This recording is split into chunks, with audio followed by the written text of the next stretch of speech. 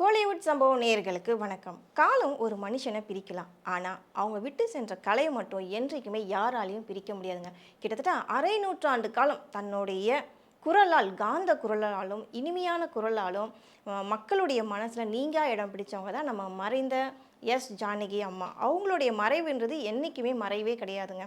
அவங்களுடைய குரல் அந்த அளவுக்கு ஒரு சின்ன குழந்தையா இருந்தாலும், வயசானவங்களா இருந்தால் யாருக்கு வேணாலும் தன்னுடைய குரலால் ஒரு நல்ல ஒரு மாடுலேஷன் கொடுத்து அவ்வளோ அழகாக பாட்டு பாடுவாங்கன்னு நம்ம எல்லாருக்குமே தெரிஞ்ச விஷயம்.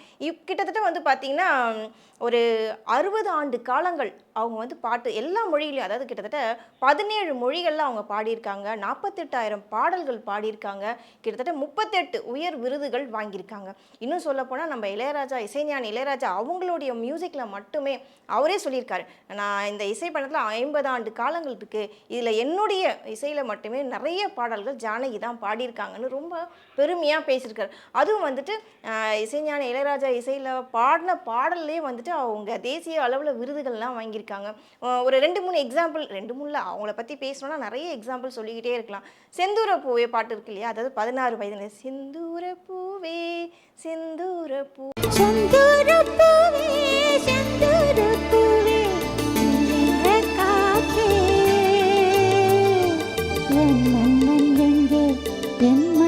அந்த பாட்டுலாம் இன்னைக்கு வரைக்கும் எல்லா மேடைகளிலும் பாடாத சிங்கர்ஸே கிடையாது. இந்த பாட்டு வந்து எல்லா மேடையிலும் எல்லாருமே கம்பல்சரி பாடுவாங்க. ஏன்னா அந்த அளவுக்கு அந்த வாய்ஸ் இன்னைக்கு வரைக்கும் சிங்கர்ஸ்க்கு வந்துட்டு ஒரு மோட்டிவேஷனலாக இருக்கும். அதுக்கப்புறம் தேவர் மகன் படத்தில் வர இஞ்சி ஈடு பழகா அந்த பாட்டு, அதுக்குமே அவங்களுக்கு வந்து விருதுகள் கிடச்சிருக்கு. இதில் இன்னொரு விஷயம் என்னென்னு பார்த்தீங்கன்னா, எந்த குரலில் அவங்க பாடணும் அப்படின்னா, ஹஸ்கி வாய்ஸில் பாடணும்னாலும் பாடுவாங்க, ஒரு சின்ன குழந்தை வாய்ஸில் பாடணும், ஒரு மாதிரி மெலோடியாக காதல் ததும்பும் அந்த குரலில் பாடினாலும் அவ்வளோ அழகாக அவங்க பாடுவாங்க.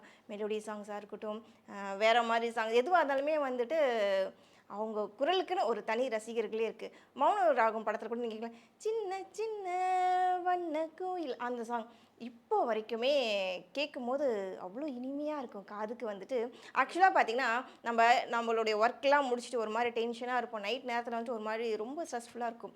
இவங்களுடைய சாங், இளையராஜா ஐயா மியூசிக்ஸில் இவங்களுடைய சாங், அந்த காம்போ, அந்த சாங்ஸ் நம்ம காதில் கேட்டுக்கிட்டே தூங்கணும்னு வச்சுக்கோங்களேன், நமக்கு மனசில் இருக்க எல்லா கவலையும் அவ்வளோ அழகாக மறந்து போயிடும். அந்த அளவுக்கு தன்னுடைய காந்த குரலால் எல்லாருடைய லட்சக்கணக்கான ரசிகர்களுடைய இதயத்தில் இன்னமும் வாழ்ந்துட்டு தான் இருக்காங்க. ஒரு இன்ட்ரெஸ்டிங்கான ஒரு சம்பவம் வந்து அம்மாவே சொல்லியிருக்காங்க. எஸ்பிபி பாலசுப்ரமணியம் அவங்களுடைய சாங்ஸ்லாம் இவங்க இதுக்கு முன்னாடி கேட்டிருக்காங்களா. அப்போ சொல்லுவாங்களா, உங்கள் குரல் ரொம்ப நல்லா இருக்குது, நீ வந்து ப்ளேபேக் சிங்கராக ட்ரை பண்ணிகிட்டே இரு அப்படின்னு சொன்னாங்களா. அவர் வந்து கொஞ்சம் தயக்கத்தோடு சொன்னாராம், இல்லை எனக்கு இப்போது வேண்டாம், இப்படி பண்ணுறது என்ன அப்ரோச் பண்ணி அப்படிங்க. அவங்க வந்துட்டு ரெகுலராக நீ பாடி தான் ஆகணும், நீ இந்த பாட்டு பாடி தான் ஆகணும், இதை செஞ்சு தான் ஆகணும்னு வந்து அவருக்கு வந்துட்டு ஆர்வத்தையும் கொடுத்து அழுத்தத்தையும் கொடுத்து, அதாவது தவிர்க்கவே முடியாத ஒரு சிங்கர் யார் அப்படின்னா எஸ்பிபி பாலசுப்ரமணியம் அப்படின்னு உண்டாக்குனதே இவங்க தான் அப்படின்னு நம்ம எஸ்பியாவே ஒரு இடத்துல பெருமையாக சொல்லியிருக்காங்க. இன்னொரு இடம் பார்த்திங்கன்னா, ஒரு கச்சேரி, ஒரு மேடை கச்சேரியில் வந்துட்டு ஜானகி அம்மாவும் எஸ்பிபியும் ஒரு பாட்டு, அப்போ ஜானகி அம்மா சொன்னாங்களா, நான் உன்னோட வாய்ஸில் ஒரு பாட்டு பாடுறேன், நீ கேட்குறியா அப்படின்னு சொல்லி இவங்க கொஞ்சம் ஒரு சிரிப்பாக கேட்டாங்க. இவரும், அம்மா நீங்கள் கண்டிப்பாக பாடுங்க அப்படின்னு இவரும் சொன்னாருங்களாம். ஸோ அந்த இடத்துல இவங்க என்ன பண்ணியிருக்காங்க, தன்னோட டோனை சேஞ்ச் பண்ணிவிட்டு எஸ்பிஐ பண்ண அந்த பாட்டை பாடியிருக்காங்க. காமன் கோயில் சிறைவாசம் காலை எழுதா பரிகாசம் பனி விழும் மலர்வனும் உன் பார்வை ஒருவரும், இந்த பாட்டை வந்துட்டு எஸ்பிஐ பாடுற மாதிரியே குரலை மாற்றி பாடும்போது அந்த ஸ்டேஜ் ஃபுல்லாமே ஒரே கரகோஷம், ஒரே சிரிப்பு அலைகளாக இருந்ததுன்னு சொல்லிட்டு ரொம்ப இன்ட்ரெஸ்டிங்காக அவங்க ஷேர் பண்ணிக்கிட்டாங்க. இன்னொரு விஷயம், ஜானகி அம்மா எப்படின்னா, இப்போ ஃபார் எக்ஸாம்பிள் சொல்லணும்னா, குணா படம், தளபதி படம், இது ரெண்டுமே வந்துட்டு ஒரே டைமில் தான் ரிலீஸ் ஆச்சு, நம்ம எல்லாருக்குமே தெரியும். ஸோ அந்த டைமில் கூட வந்துட்டு ஒரு நைட்டில் 5 பாட்டுமே ஒரே டக்குன்னு பாடி முடிச்சிட்டாங்களா. அந்த அளவுக்கு திறமையானவங்கன்ட்டு நம்ம இளையராஜா அவர்கள் சொல்லியிருக்காங்க. தளபதி பாட்டு கேட்டுட்டு தான் இருக்கோம், குணா பாட்டு இன்னைக்கு வரைக்கும் எல்லா படத்துலையும் வந்துட்டு அந்த சாங் பாடி, ஏன் இப்போ ரீசெண்டாக கூட உன்னை நான் அறிவேன் அந்த சாங் எந்த அளவுக்கு ஹிட் ஆச்சு நம்ம எல்லாருக்குமே தெரியும். அதுக்கப்புறம் கண்மணி அன்போடு காதலன் இந்த சாங், இதெல்லாம் இன்னைக்கு வரைக்கும் மறக்க முடியுமாங்க. இன்னொரு பக்கம் பார்த்திங்கன்னா, தளபதி படத்தில் ஒரு பக்கம் தாயை தேடுற ஒரு மகன், இன்னொரு பக்கம் தன்னோட மகனே இழந்துட்டுமே நினைக்கிற தேடிட்டு இருக்க ஒரு தாய். இவங்களுக்குள்ள ஒரு ஃபீலிங்ஸ், அந்த ஃபீலிங்ஸை வந்துட்டு இவங்களோட வாய்ஸ் மூலியமா, இவங்களுடைய குரல் மூலியமா அந்த சாங்ஸ் வரும் தளபதி படத்தில். அந்த சாங் என்னன்னு உங்களுக்கு தெரியும் தானே?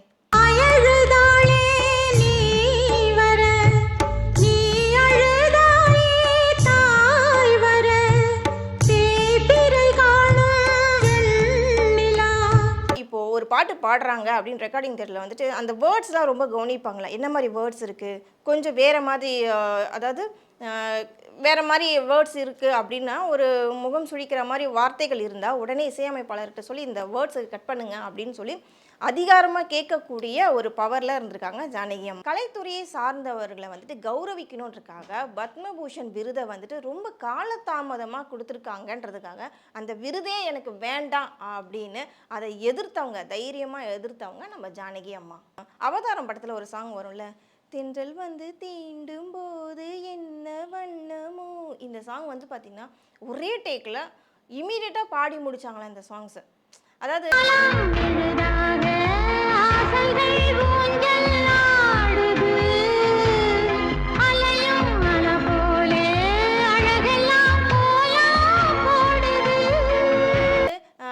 ஒரு விஷயம் நம்ம எக்ஸ்பிளைன் பண்ணுறாங்க, ஒரு மியூசிக் டைரக்டர் எக்ஸ்பிளைன் பண்ணுறாரு, இந்த இடத்துல இப்படி தான் வரும் டியூன் அப்படின்னு சொல்லும்போது அதை அப்படியே மைண்ட்குள்ளே ஏற்றிட்டு அதை அவ்வளோவா அவுட்புட் கொடுப்பாங்களாம் நம்ம ஜானகி அம்மா.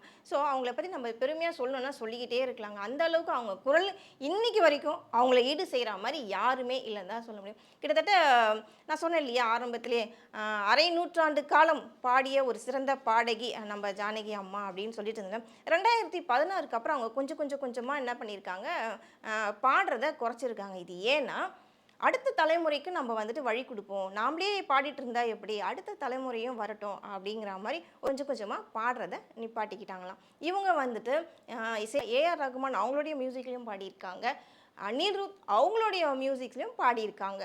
ஸோ இப்படி தொடர்ந்து பாடிட்டு இப்போ இருக்க மியூசிக் டைரக்டர் வந்து இப்போ அந்த லேட்டஸ்ட் டெக்னாலஜி அப்படின்வாங்கள்ல, அந்த மியூசிக்ஸில் பாடும்போது என்னோட குரல் அமிங்கிருமோ, என்னோட குரல் வெளியில் வராமல் போயிடுமோன்றதுக்காக கொஞ்சமாக பாட்டை நான் நிப்பாட்டிக்கிட்டேன் அப்படின்னு சொன்னாங்க. இன்னொரு விஷயம் என்னென்னு பார்த்தீங்கன்னா, அம்மா வந்துட்டு 1957 விதியின் விளையாட்டு என்ற படத்தின் மூலம் முதமாக பாட ஆரம்பிச்சிருக்காங்க. ஸோ ஆரம்ப காலகட்டத்தில் வந்து அவங்களுக்கு இமீடியட்டாக வந்து சான்சஸ் கிடைக்கல, ரொம்ப டிலே தான் இருக்குது. அதுக்கப்புறம் 1977 16 வயதில் சாங்ஸ் பாடுறதுக்காக, அதாவது செந்தூர பூவே சாங்ஸ் பாடுறதுக்காக ஒரு சான்ஸ் கிடைக்கும்போது இளையராஜா ஐயா வந்துட்டு, அதுக்கு முன்னாடி இவங்க எல்லாருமே ஒரு மேடை நிகழ்ச்சியில் மீட் பண்ணியிருக்காங்க.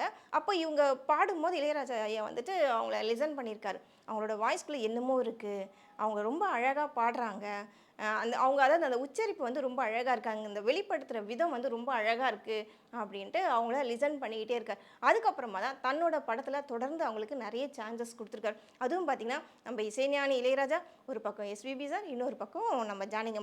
இந்த 3 பேரோட காம்பினேஷனில் வர பாடல்கள் எல்லாமே இன்னைக்கு வரைக்கும் எல்லா மனுஷர்களுக்கும் எந்த மனக்கவலையாக இருந்தாலும் சரி, ஒரு காதல் மெலோடிஸாக இருந்தாலும் சரி, இல்லை ஒரு ஹாப்பினஸ் கொடுக்கக்கூடிய விஷயமா இருந்தாலும், இந்த எல்லா காம்போவுக்கும் இவங்க இந்த 3 பேரோட காம்போவை சேர்ந்த சாங்ஸ்லாம் வந்து பார்த்திங்கன்னா ஒரு ஆறுதலாகவும் ஹாப்பினஸும் கொடுக்கக்கூடிய ஒரு விஷயமாக தான் இருக்குது. இப்படிப்பட்ட நம்ம ஜானகி அம்மாவுக்கும் வாழ்க்கையில் சோகம் நடக்காமலா இருக்கும். அவருடைய மகன் 2026 உடல்நலக்குறைவால் இறந்துட்டாங்க, முரளி கிருஷ்ணா. அதே வந்து அம்மாவுக்கு ஒரு மாதிரி ஒரு ஸ்ட்ரெஸ்ஃபுல்லாக இருந்திருக்காங்க. தன்னோட கணவரையும் இழந்துட்டோம், தன்னுடைய மகனையுமே இழந்துட்டோம் அப்படின்ற ஒரு ஏஜ் ஃபேக்ட் ஒரு பக்கம், இன்னொரு பக்கம் மனசு கவலை, என் மகனையுமே இறந்துட்டோமேன்ற அந்த கவலையிலே அவங்க இருந்ததுனால 11ஆம் தேதி அவங்க மாரடைப்பால் இறந்துட்டாங்க. இது வந்து தமிழ் திரையுலகத்துக்கு அவங்க இறந்துட்டாங்க அப்படின்லாம் நம்ம சொல்லவே முடியாது. அவங்களுடைய இறப்பு இன்னைக்கு வரைக்கும் இறப்பு கிடையாது. கலைத்துறையில் இன்னமும் வாழ்ந்து கொண்டு தான் இருக்காங்க. பல பேரை தன்னுடைய குரலால் பல பேரை வாழ வச்சுக்கிட்டு தான் இருக்காங்க ஜானகி அம்மா. பாடின இன்னொரு பாட்டு வந்துட்டு உலகம் முழுக்க வந்து ரொம்ப அழகாக ரீச் ஆச்சு. அதாவது சிங்கார வேலனி வேலா, இந்த பாட்டு வந்துட்டு யாரு கேட்டாலும் டக்குன்னு இமீடியட்டாக பாடிடுவாங்க. அந்தளவுக்கு சாத்ரி அம்மாவுக்கு இவங்க அழகாக வாய்ஸ் கொடுத்துட்ருப்பாங்க. இன்னொரு படம் அதே மாதிரி நம்ம இளையராஜா மியூசிக்ஸில் வந்துட்டு 3 விதமான வாய்ஸ் கொடுத்து பாடியிருப்பாங்க. மச்சான பார்த்தீங்களா அந்த சாங் வந்து, பச்சரிசி சம்பா குத்ததா வேணும் அந்த பாட்டு. அதுக்கப்புறம்